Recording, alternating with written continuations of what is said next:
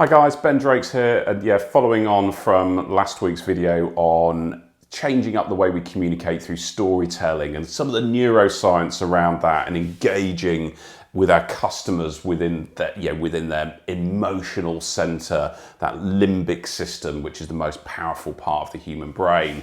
And I guess, some comments and messages to me following that post, which I just wanted to kind of address and to kind of build on. People don't make rational decisions. I mean, I don't know how else to put it. We don't.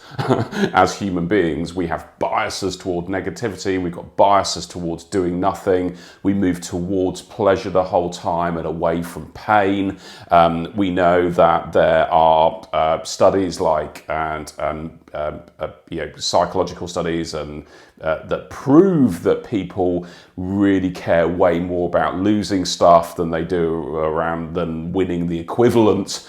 So we need to understand that people aren't just going to move towards a bunch of benefits that we outline for the future and go, oh yes, I'm going to use my 5% logic and reason brain to justify making a decision to buy your product and services. It's never going to work like that. The human beings are, as I said, attracted to pleasure, but the real big thing that you need to understand is human beings make decisions to do stuff when they think the non-doing of something is going to be really, really painful for them.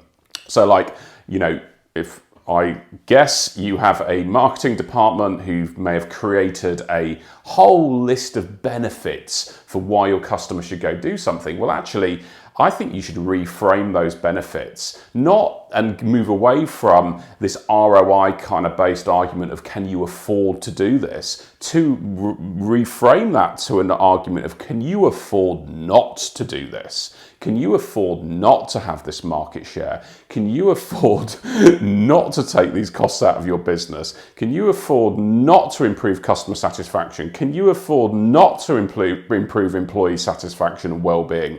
That would be a reframe of that list of benefits into something that was probably far more likely to engage with a customer emotionally, which is what we're looking to do, right? So now to do that is a tough ask, and it means you've got to understand the customer's business in detail.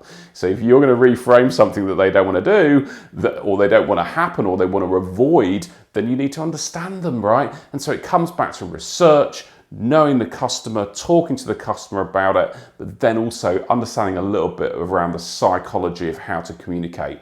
So go take that list of benefits that you guys have been talking about and reframe it of can you afford to miss out on these things? Much more powerful. Anyway, next week I'm going to get back onto us and coping with pressure and anxiety and all that sort of stuff. But I thought this week we'd just do a little bit around behavioral economics, because people don't make rational decisions. Sorry, but that's the way it is, and that's what we've got to deal with. So any questions, any perspectives, thoughts, do comment or private message me. Okay guys, you have a good weekend.